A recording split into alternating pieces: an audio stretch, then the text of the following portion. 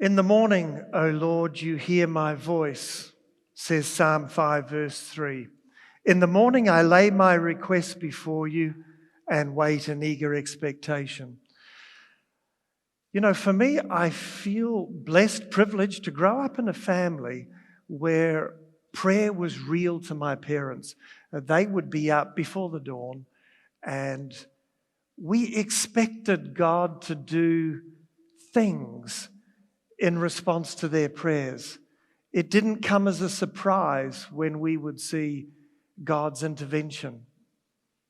As a kid, although originally born in New Zealand, my parents shifted to Warburton when I was 2 and then to Africa, East Africa, when I was 5. And I remember the prayers and the worships that we would have as a family and how that would center us and begin the day with a connection point that became a powerful thing to the whole family. And as mentioned, we would expect to see God at work. I remember one particular time we were on a fairly long trip as a family, and we were traveling between 4 or 5 different countries in East Africa. And as we were leaving one country to go to the next, we had to pass through the border, sign the paperwork, and do all the things required to make the entry into the next country legal. And as we left the border post and were starting to drive around back to the open road again, there was a group of soldiers on the middle of the road who stopped us and ordered us out of the car at gunpoint and just lined us up along the bank with their guns on us and said they wanted to search the car. Now, we knew the rules. You couldn't bring any printed material from the country we'd left into the country we were coming to. If they caught you with any printed material, because they considered it propaganda, the two countries were at odds with each other, they could confiscate your car and your goods, and there was imprisonment possible. So as we're lined up there, and it's, the first time that I've had a gun trained on us as a family, my Mum and Dad are praying hard. And I got to admit, as a kid, I'm just thinking, how cool is this? The stories I'm going to be able to tell when I get back to school. What they wanted to do was to search for any printed material, and we knew that this was often very thorough. In fact, at times they would come on the inside of a car, and if they suspected you were hiding stuff just on the top of the roof, they would actually slit open the vinyl and just make sure there was nothing hid there. My mother, meanwhile, realizes something that she should have thought of earlier. See, never wanting to waste anything, when she finished with the lettuce that morning, she wanted to wrap it so she could finish it off. And what do you think she wrapped it in? Newspaper. And that was sitting in the boot, and it was from the country we had left, and she knew that would be seen as smuggling propaganda into the country we were entering. So she just stands there and just in her mind starts praying, asking for God to intervene in a way that only He could. Well, they decided to start with the 4 suitcases that were tied tightly on the top of our little Datsun 1600. And as the first suitcase came down, which was my one at the top, they opened the top of the suitcase.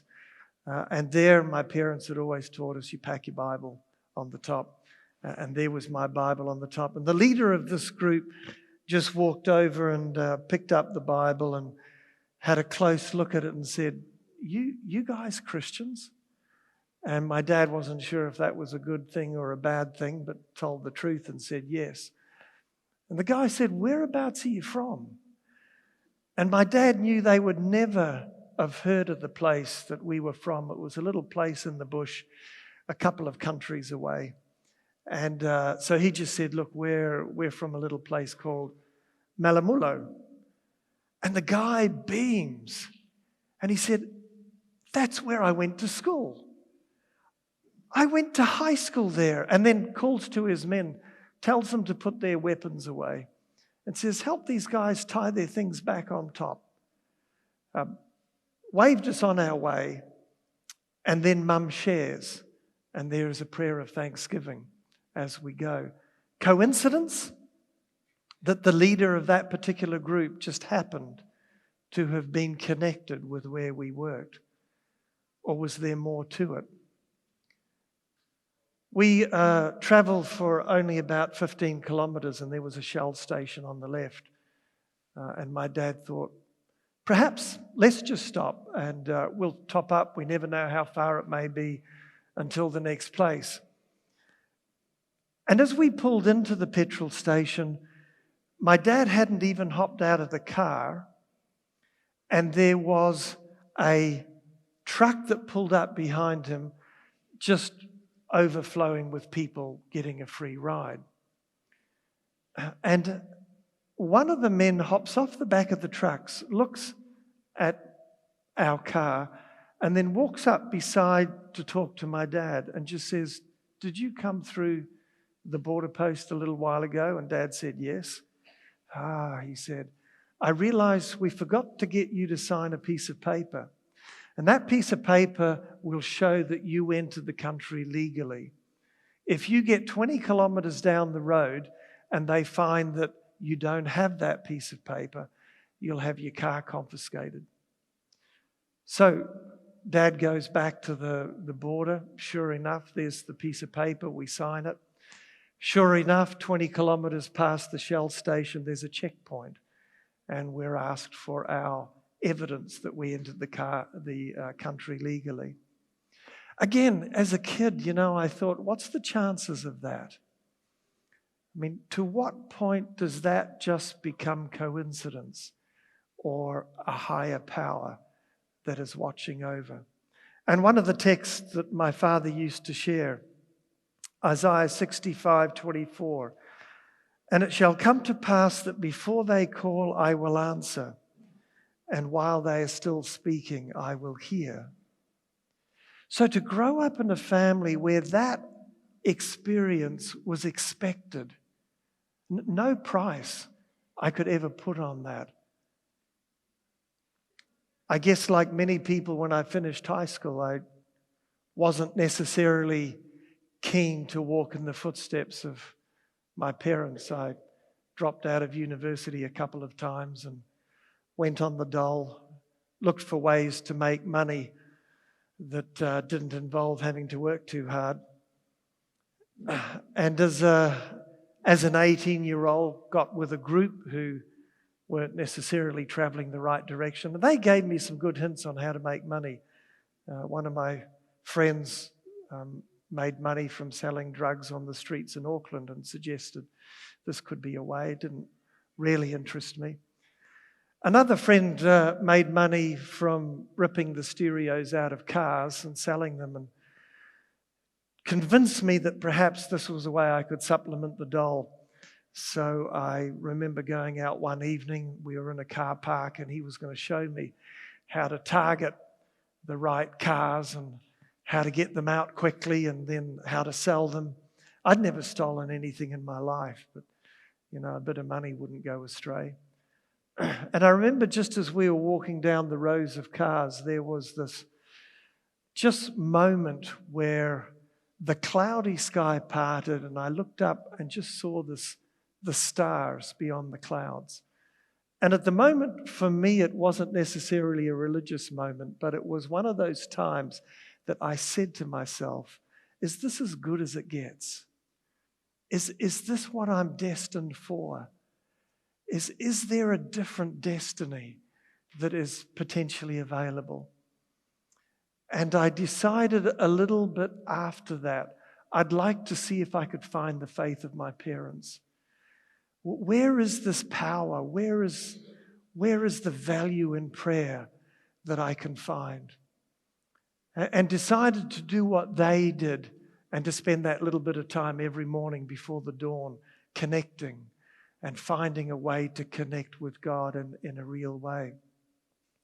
I began training to be a primary school teacher, and in my second year of training, round about the time that I wanted to pursue a faith walk, I had this prac teaching session coming up.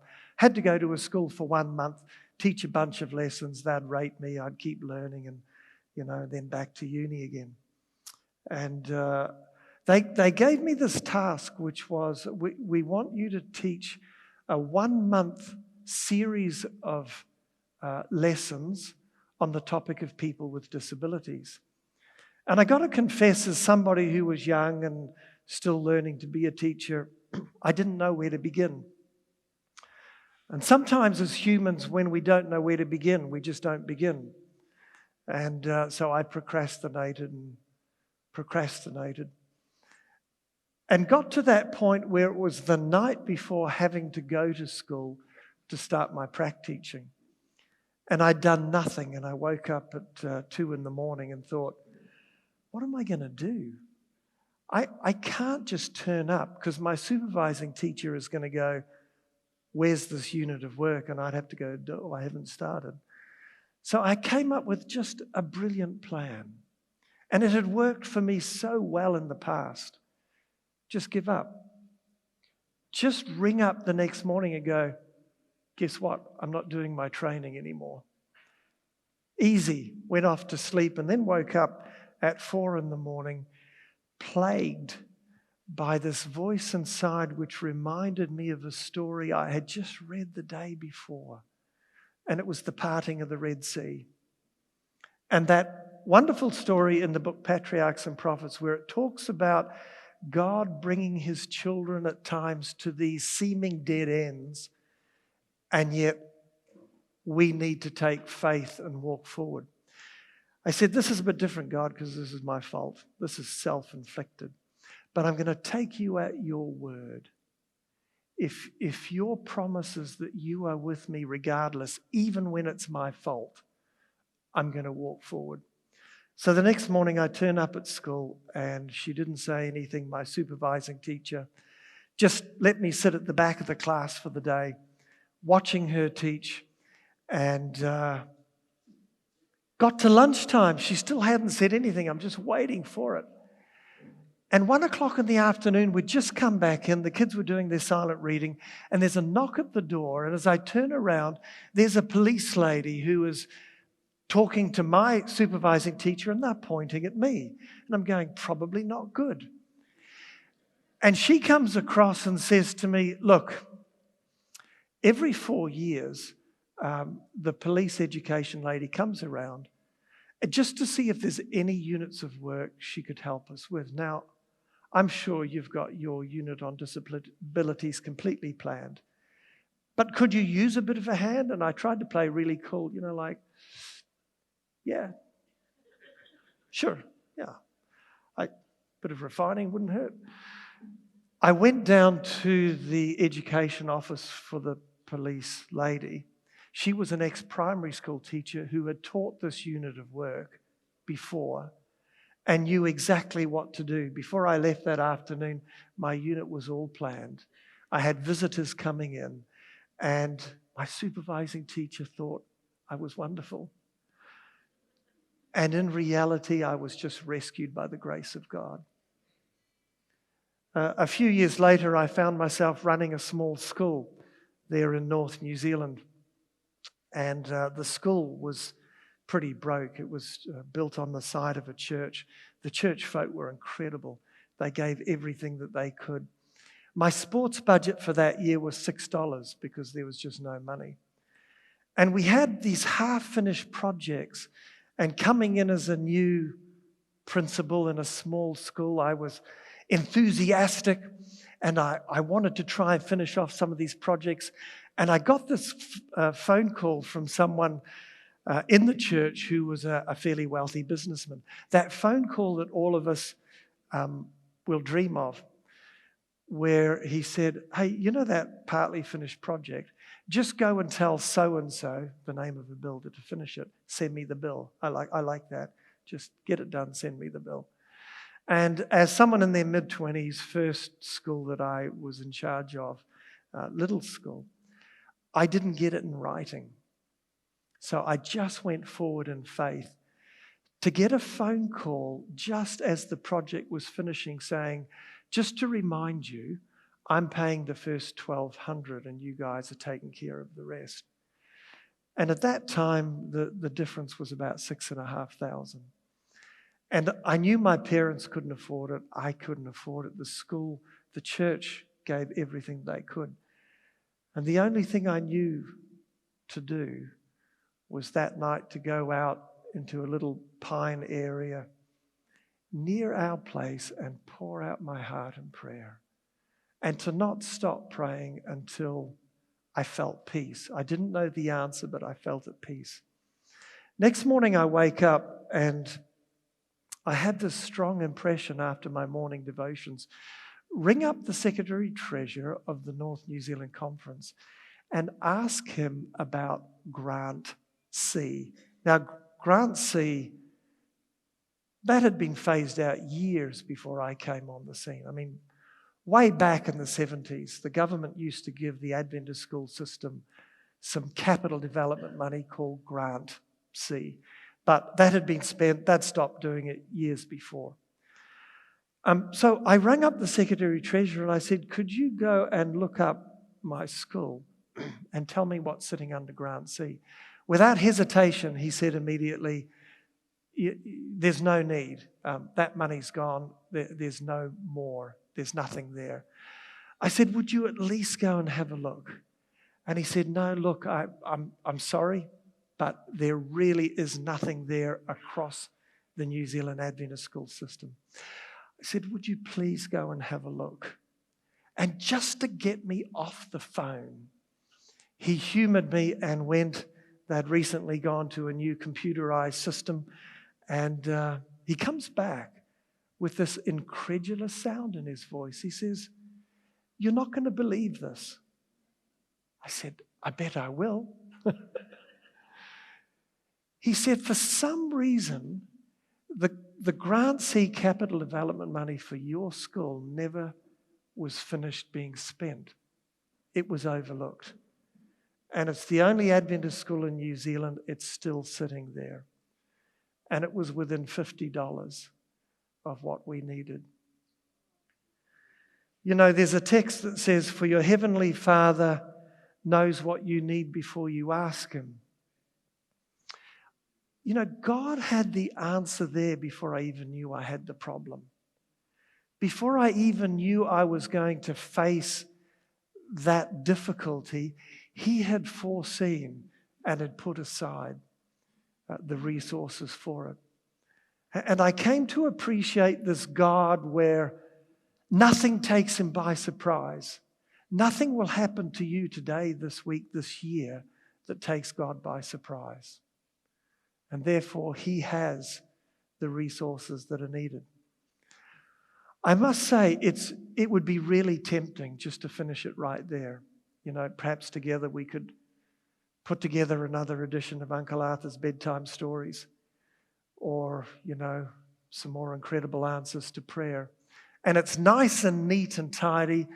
And, you know, Wayne would probably bless me because he's speaking next and you could have a decent break. But I want to remind us that the Bible has other things to say about our human experience. Why do you hide your face and forget our misery and oppression? Psalm 44. Psalm 88. Why, O Lord, do you reject me and hide your face from me? Or how about this one? How long, O Lord, will you forget forever?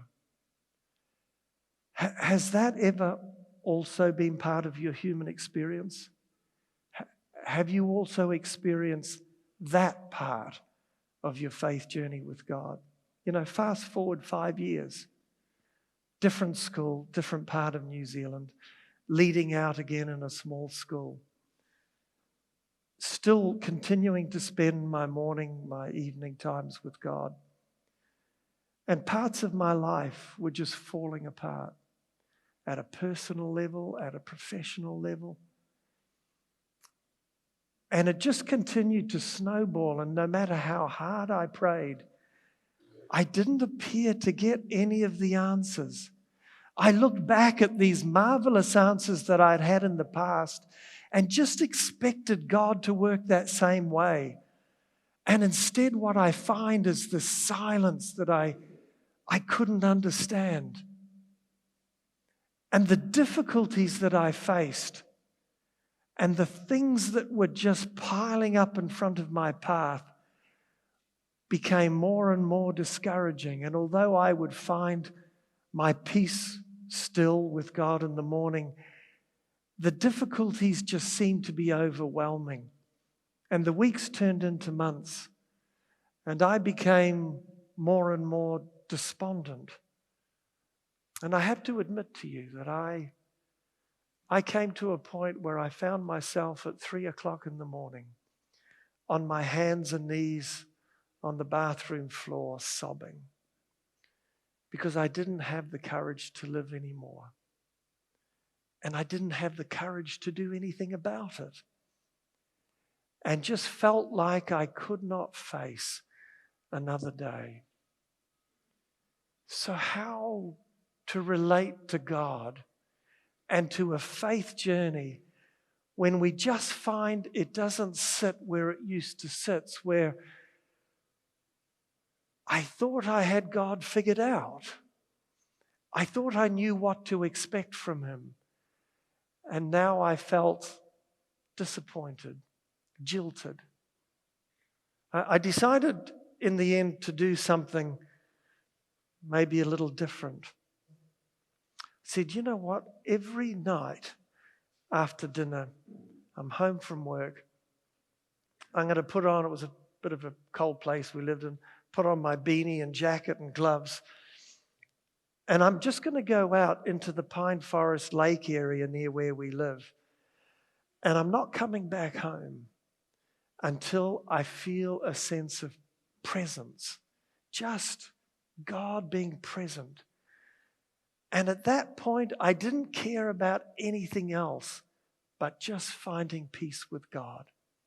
Just feeling this internal, the Bible calls it the peace that passes understanding. So I stopped even asking for answers to any of my problems. And all I looked for was His presence. And every night, night after night, week after week, that was my evening, sometimes for up to 2 or 3 hours. Sometimes it was after midnight before I came home. But I wouldn't come back inside until I felt a peace, that peace that comes from somewhere else. And you know what? God doesn't always promise us the answers that we're looking for, but He does promise the peace of His presence. His presence is something that He promises if we continue to seek Him, He will never take away from us. Over a period of time, God worked out, brought solutions to various things in the way that He saw was best, in His own time, far different from my own ideas. But there is a truth to this statement, Jeremiah 29, verse 13. You will seek me and find me when you search for me with all your heart. I learnt and I changed from praying to get to praying to connect.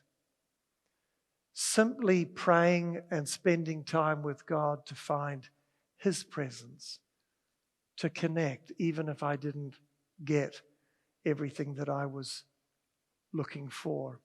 I relate so much to this comment. Into the experience of all, there come times of keen disappointment and utter discouragement, days when sorrow is the portion and it is hard to believe that God is still the kind benefactor of His earthborn children. Days when troubles harass the soul till death seems preferable to life. Could we at such times discern with spiritual insight the meaning of God's providences, we should see angels seeking to save us from ourselves, striving to plant our feet upon a foundation more firm than the everlasting hills. New faith, new life springs into being. The next quote I actually have beside my office desk, and I look at it each day. Nothing is apparently more helpless, yet really more invincible than the soul that feels its nothingness and relies wholly on God. The greatest victories to the Church of Christ or to the individual Christian are not those gained by talent or education, by wealth or the favor of men. They are those victories that are gained in the audience chamber with God, when earnest, agonizing faith lays hold upon the mighty arm of power. You know, I'd like you to come in your Bibles with me to Hebrews chapter 11. And there's a particular passage that has jumped out at me over the years that I'd like you to look at with me. Because when you start looking at the lives of incredible deeds from incredible men of faith, it's tempting at times to see them as people so different from ourselves. But I'd like to take you to starting at verse 32. This is towards the end here of Hebrews chapter 11. What more shall I say? I do not have time to tell about Gideon, Barak, Samson, Jephthah, David, Samuel, and the prophets who through faith conquered kingdoms, administered justice, and gained what was promised, who shut the mouths of lions, quenched the fury of the flames, and escaped the edge of the sword, whose weakness was turned to strength, and who became powerful in battle and routed foreign armies. Women received back their dead, raised to life again. I kind of like to leave the chapter there. It's quite comfortable right till there. I'm liking faith because faith is enabling us to do some incredible things that we could never do without faith in God. And then there's one word in the middle of that verse, which in my Bible just says, others. Is that what it says in yours? Others. Others were tortured and refused to be released so that they might gain a better resurrection. Some faced jeers and flogging, while others were chained and put in prison. They were stoned. They were sawed in two. They were put to death by the sword. They went about in sheepskins and goatskins, destitute, persecuted, mistreated. The world was not worthy of them. They wandered in deserts and mountains and in caves and holes in the ground. These were all commended for their faith, yet none of them received what had been promised. God had planned something better for us so that only together with us would they be made perfect. And I came to realize that there are times in my life where God expects me to look back at what He's already done and to hold on to that even though I can't see Him at work now. That it's often a matter of recognizing the work that God is doing beyond my view, and that even when the answers don't match my expectations, faith is hanging on and moving forward in God's providence. Hebrews is one of those incredible chapters that reminds us that God in advance sees our needs, but also sees for His cause what is needed. I love this comment by Philip Yancey. Great relationships take form when they are stretched to the breaking point and do not break. Seeing this principle lived out in people, I can better understand one of the mysteries of relating to God. Abraham climbing the hill at Moriah, Job scratching his boils in the hot sun, David hiding in a cave, Elijah moping in a desert, Moses pleading for a new job description. All these heroes experienced crisis moments when they were sorely tempted to judge God uncaring, powerless, or even malignant. Confused and in the dark, they faced a turning point, whether to turn away, embittered, or step forward in faith. In the end, all chose the path of trust, and for that reason, we remember them as giants of faith. I love what he says here. Partly from listening to elderly people, I have learned that faith means trusting in advance what will only make sense in reverse. So coming back to this text we started with, Psalm 5:3. In the morning, O Lord, you hear my voice. In the morning I lay my requests before you and wait in eager expectation. Now I found that phrase, wait in eager expectation, actually just has a single word in the original. And that word is properly meaning to lean forward. That is to peer into the distance. So I was thinking, what illustration could I think of peering into the distance? This is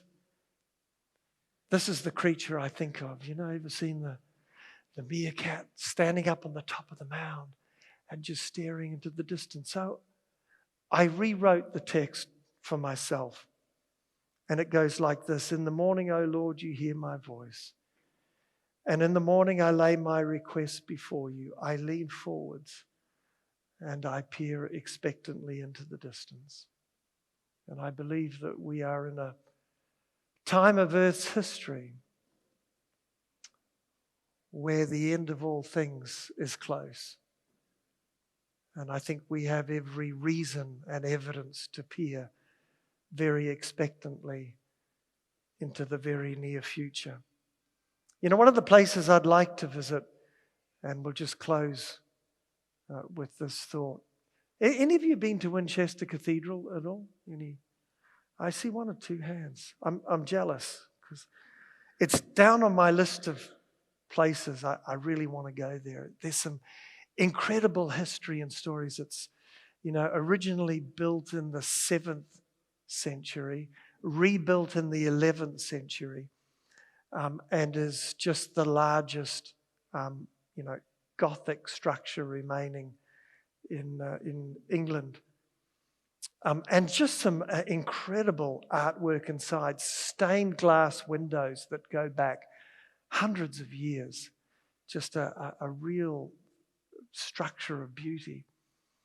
And one of the things that tourists like to look at, I'm told, are the stained glass windows in the West Wing, because they just look different from all the other stained glass windows. Because in 1642, when Oliver Cromwell came through with his forces, his soldiers shot out all the glass stained windows in the West Wing.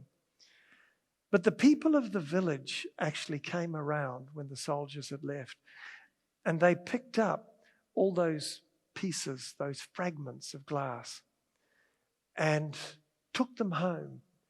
And then in the 1660s, when the monarchy was restored, the villagers came back together with their pieces of glass, and they couldn't recreate what was, but they created something new, something of great beauty. In fact, they call it the first major mosaic artwork of the Middle Ages. And a reminder to us, and you've probably heard the saying before, but I enjoy it. Only God can turn a mess into a message, a test into a testimony, a trial into a triumph, and a victim into a victory. But I'd like to suggest that it often will take a village to do it, a community of people that we become a part of and that help nurture us. I'd like to suggest that every single one of us have had times in our lives where we've had to be put back together again, where we've been simply broken people in a broken world. And the need for us to be able to find the presence of God within community is, I believe, one of the most precious and necessary things that we need. Now to him who is able to do immeasurably more than all we ask or imagine. I pray that if there's anyone here who is going through their broken time or is helping someone else with their broken time, you will find peace and power in prayer, in connecting with God, and in putting yourself in the hands of one who knows your journey, who knows your heart, and is able to put you back together and to connect you in community with believers who together will do things more than we ask or imagine by God's power.